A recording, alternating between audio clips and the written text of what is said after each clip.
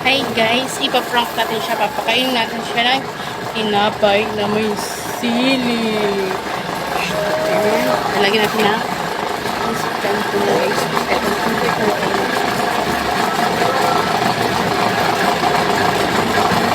Sabay maingay guys ha. It's a prank lang naman po guys. Sorry po. Ready na kayo. Tama mo na yung ML.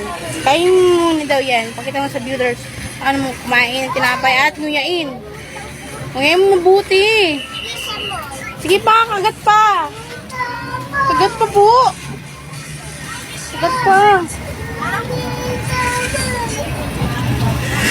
Sili, gago!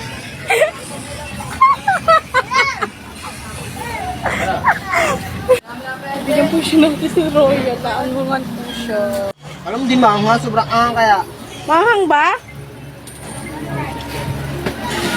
Sorry naman po. It's a prank.